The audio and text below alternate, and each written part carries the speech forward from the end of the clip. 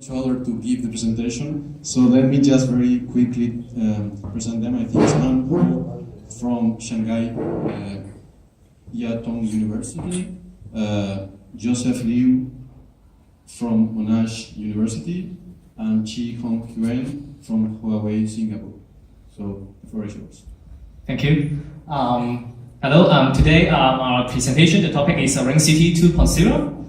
It's a compact accumulator-based linkable signature protocol for blockchain cryptocurrency Monero. So this is a joint work with Shifeng and Alan from Hong Kong Polytechnic University, and with Joseph from the Monash University of Australia, and I'm Chi Hong Yun from Huawei Research Lab in Singapore.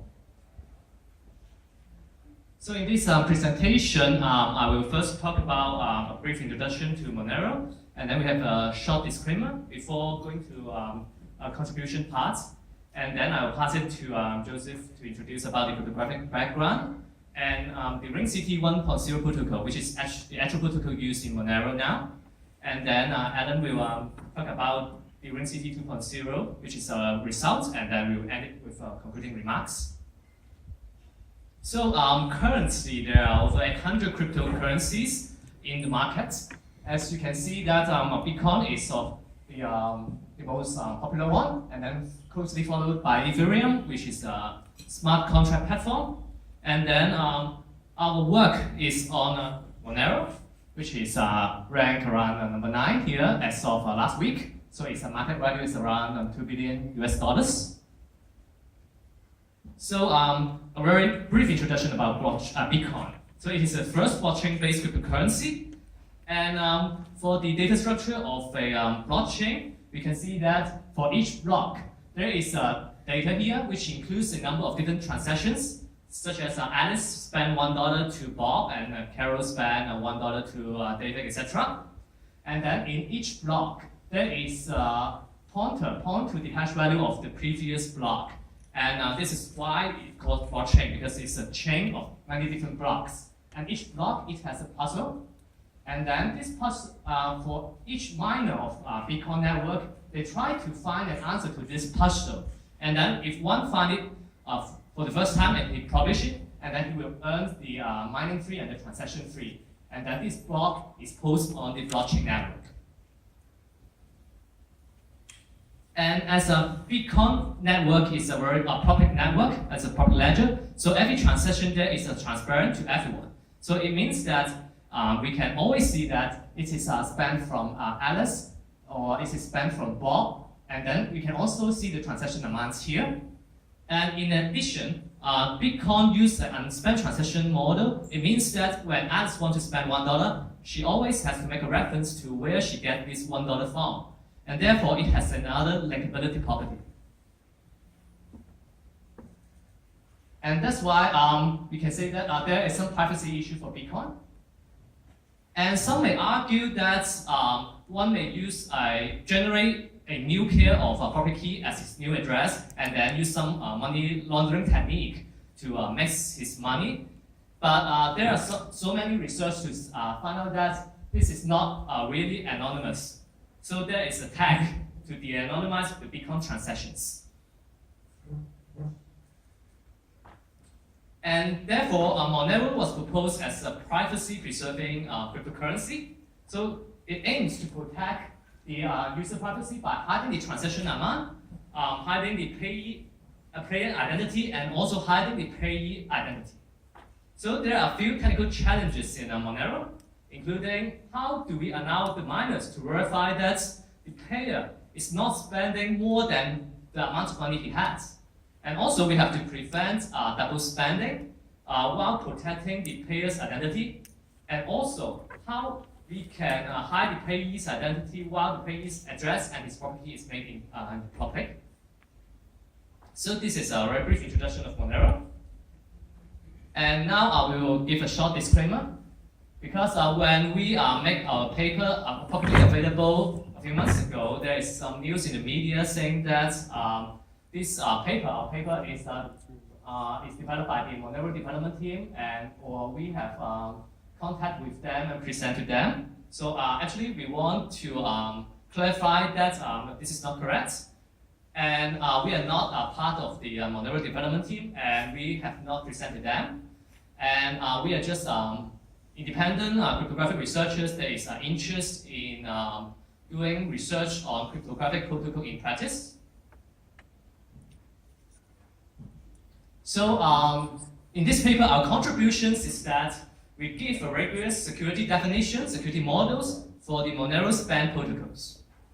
And we reduce the size of the protocol from ON to O1, where N is the parameter controlling the sender privacy.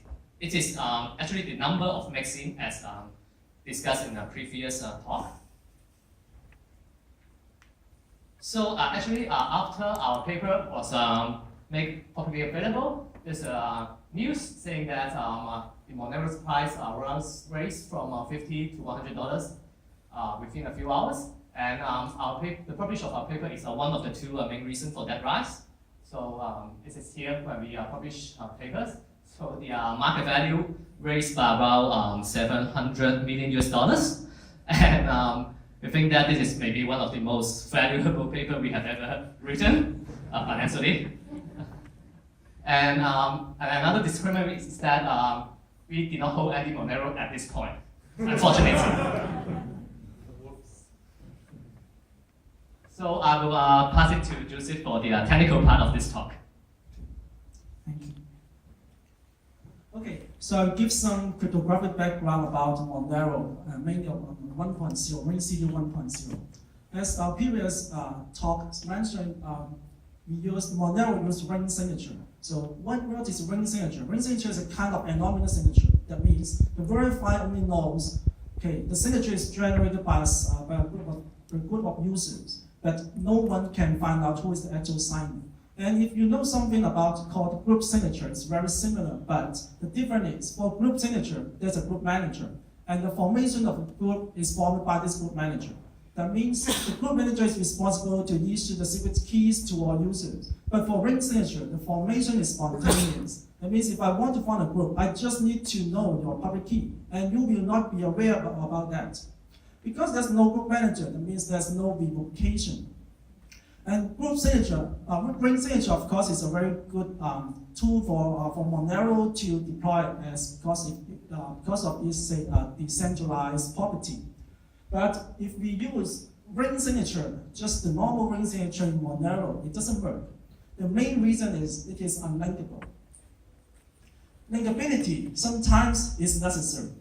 Just for example, if we use ring signature as a tool for e-voting, of course you know e-voting, no one can vote more than once. That means if you vote more than once, your second vote should be detected. The same as here.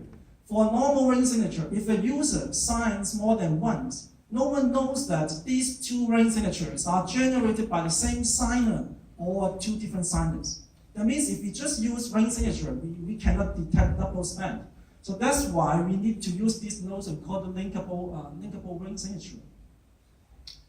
Actually, this notion, linkable ring signature, was proposed by me in 2004. It was my PhD thesis and published in ACISP 2004. And Monero used my PhD thesis as a tool for this RingCT protocol, and I haven't known that, and of course I haven't got any Monero for being contributed to this RingCT 1.0. Until last year, I read some news and then found out that Monero used my PhD thesis as the core part of the protocol RingCT 1.0. So what is linkable ring signature? In addition to the property of the normal ring signature, we also added linkability to it. That means now everyone can detect whether the two different signatures are generated by the same signer or not. So this is called linkability, to call linkable ring signature. But if you Google linkable ring signature, it may not show up to this paper, because in this paper the title is called Linkable Spontaneous Anonymous Group Signature, LSAG. And why we call it LSAG? Mainly because of my PhD supervisor. He wants to make something special. So that's why he didn't use the name linkable ring signature. And at that time I was a PhD student. I have no other choice but just to follow my supervisor's opinion. So when you read the paper, RingCT, Ring Computational Transaction by Monero, they also follow the same terminology. They call it a linkable, spontaneous, anonymous group signature. So that's the reason why they didn't use linkable ring signature, and the reason that why I haven't used the term linkable ring signature in this paper. But bear in mind that this is equal to linkable ring signature. In addition to the linkable ring signature, actually Monero, the RingCT 1.0, they also use another technique to hide the transaction amount. Linkable ring signature can be used to hide the identity of the payer, but it cannot hide the transaction amount. So Monero, they use Peterson commitment to hide the transaction amount. And Peterson commitment is a kind of, we call it additive homomorphic commitment scheme, and it uses discrete lot setting. So here is the Peterson commitment setting. A is the amount we use in Monero. A is the amount to be hidden, and X is the randomness used to hide the amount. If you haven't read about the RingCT 1.0 paper, you can refer to the ePrint or the Monero official website. And in the RingCT 1.0, they use the discrete lot setting as well, very simple. And for each public key to represent the wallet, actually is the address of the wallet. How about the amount? The amount is represented by this commitment. The amount A1 is committed using the randomness X1. So the public key is the address, and the commitment is the amount for this wallet. For Monero 1.0, all the public keys is one time. That means once it has been topped up, you can only use it once. You cannot use it more than once, otherwise it will not be valid, it will be detected. So it's a one-time public key, and no partial amount can be spent. So for example, if I have 5 Monero, if I want to send you 4, and then I need to create another new wallet to transfer the remaining 1 to my another wallet. So there's no partial amount to send, you have to spend all. And for the Monero, actually it has modified a bit from my PhD thesis. In my PhD thesis, okay, everyone has just one public key and one secret key. But in Monero, every user has M secret keys. That means M wallets. And if you want to create a transaction, okay, because we need to find another N plus 1 users to form the ring with N users. That means in the ring, we have N users. And for each user, we have M wallets. And the ring signature in the Monero confirms that the first thing is the signer knows one set of the secret keys. The signer not just knows one secret key, but the whole set. The whole set, that means M secret keys. And also, the verified cannot know which set of the secret keys the user knows. The verified can confirm that it has been sent or not, because of the linkability property of the ring signature. In the transfer of money, okay, first of all, the sender needs to create a ring signature. And here is the M set of public keys, that is PK1 to PKM. But what is the last term? Okay, we know that this represents the wallet and the amount, but what is the last term? Let's take a look. The last term is actually consists of some commitment, the Peterson commitment. Okay, we use a simple example. Say, in the wallet A, this is my wallet, I want to spend it to B and C. Okay, suppose, say, the amount of this wallet is equal to the sum of the output wallets. Otherwise, it will be overspent. Say, if I have $5, I can't spend, say, $4 to this wallet and then another $3 to another wallet. So the input should be equal to the output. In this case, what's happening if we do a division here? A is over by BC. That means this is the input commitment and these are the output commitments. You can see that the H term of the Peterson commitment has been cancelled because the H term represents the amount in the exponent. The input amount is equal to the output amount. That means the exponent for H term is 0. So it remains the G terms. So what you can regard as a commitment of 0. And all these exponent of X term, the sender should know that because this is the exponent of his own wallet, and these are the new randomness, the randomness generated by the sender as well. So that means if it is a commitment of 0, that means if the input amount is equal to the output amount, the sender should know the discrete lot for this value. And the last term is actually this one. Okay, the first part we can see is just the public key, the product of public key, and this part is the commitment of 0 if the input is equal to the output. That means, okay, of course, the sender should know the corresponding private key for this part. This part, if it is commitment of 0, the sender should also know the randomness. That means the sender should know the private key or the discrete log to the base G for this value, if it is a commitment of 0. So Monero uses it in a very clever way that it can be used to prevent overspend. It means if the user does not overspend, then the user should know the private key for these special terms to generate the ring signature. Okay, then I pass to Alan to talk about our result. Thank you, Joseph. I'm Alan from the Hong Kong Polytechnic University. So here to talk about our results. So basically, let's talk about our first results. We formalized the requirement for RingCT. So if we look at the Monero protocol, they talk about the design goal, but they don't really have a formal security model. So it's hard to tell whether or not it is really secure or what kind of assumptions do they use.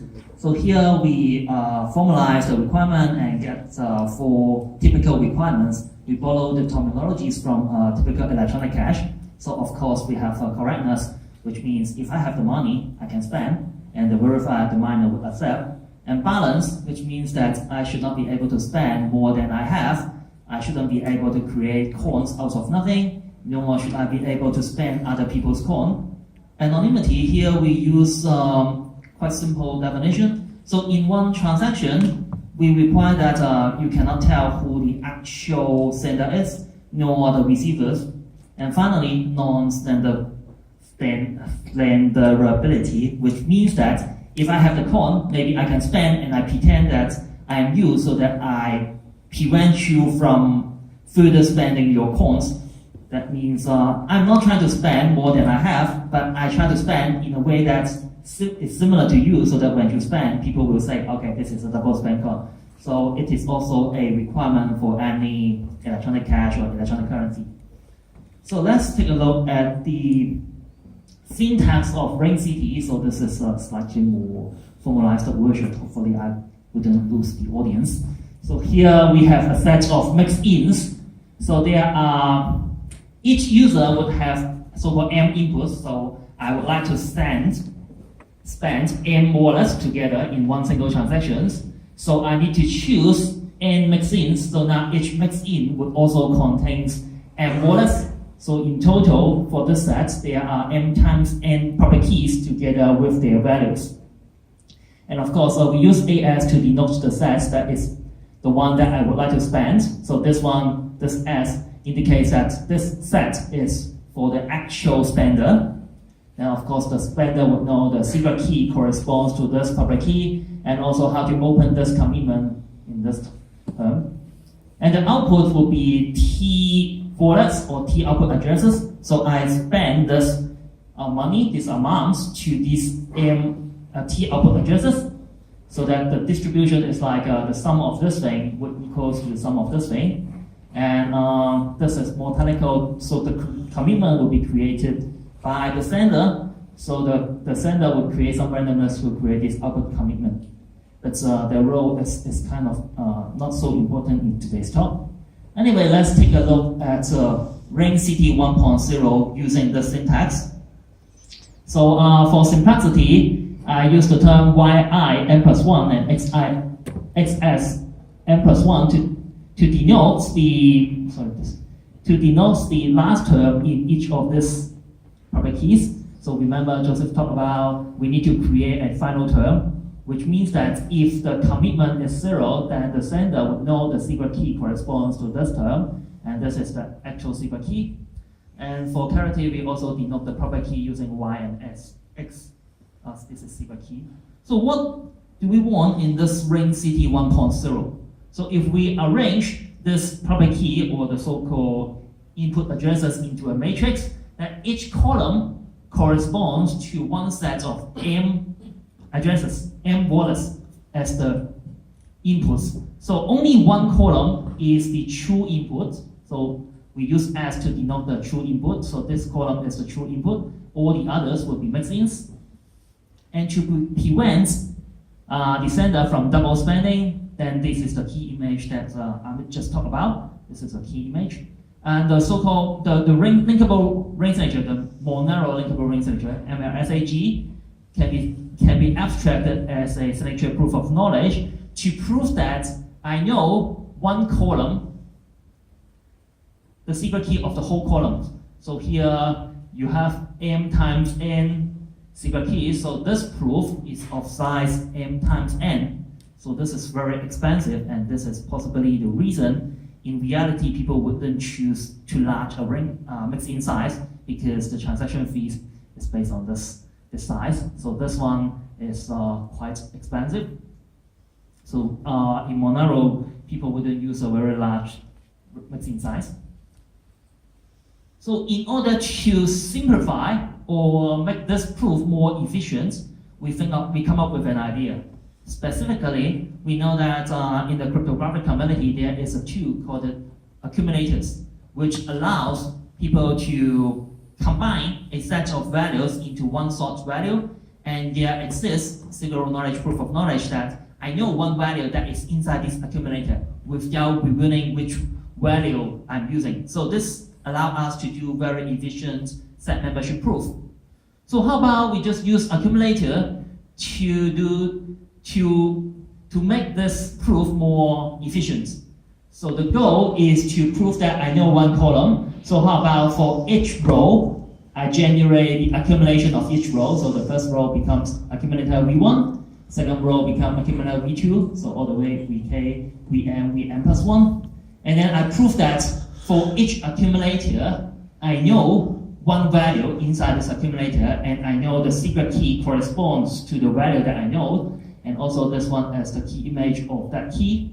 So suppose we do this proof, then the size of this proof is just OM. So this means that if I have to spend M wallets together, then the size of this proof is OM. So if I just spend one, then it's O1.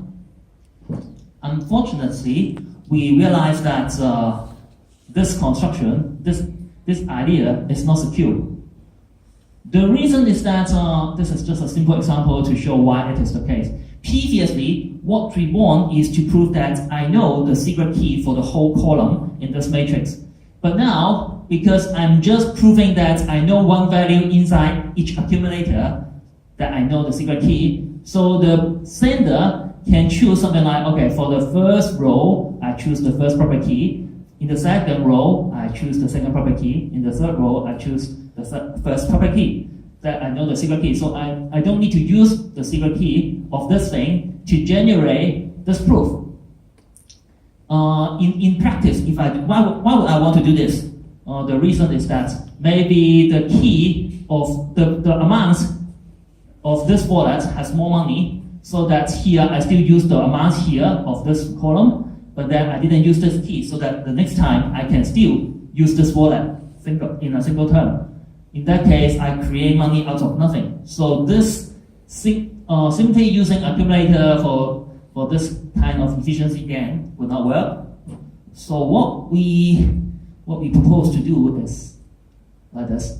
So instead of accumulating the proper keys, we also put the column number to the corresponding column. So this is the first column, so we multiply the proper key by 1, u to the power 1. In the S column, we multiply this proper key by u to the power S, and in the last column, we multiply the proper key by u to the power N. And we accumulate these values into the first accumulator, likewise, so on and so forth. Then in the proof, we still prove that we know for each accumulator, we know exactly one value. But then instead of proving that I know how the secret key corresponding to the proper key, now I treat this value as a Peterson commitment and say, okay, I know how to open this Peterson commitment. And then I also prove that for all the open Peterson commitment, this value, the column index is the same. Then this forces the sender to use the key of the same column. And this is this is our design idea. Of course, there are lots of technical issues here. So first thing is we need a special accumulator. So we need an accumulator that allows us to accumulate Peterson commitments and also to conduct zero-knowledge proof that, okay, I know a value inside the accumulator, and then I know how to open this value without revealing the value. So we need, in short, we need SOK of this form. So our starting point is one of our previous paper that is an accumulator that allows us to accumulate group elements. Then we extend it to support accumulation of Peterson commitment. So and we also adapt the zero-knowledge proof so that the prover can prove something inside an accumulator without revealing this thing, and also allow the prover to prove that I know how to open that thing. There is one final stuff I would like to say, because there's a difference between the conference version and the full version, which is about to be published on ePrint.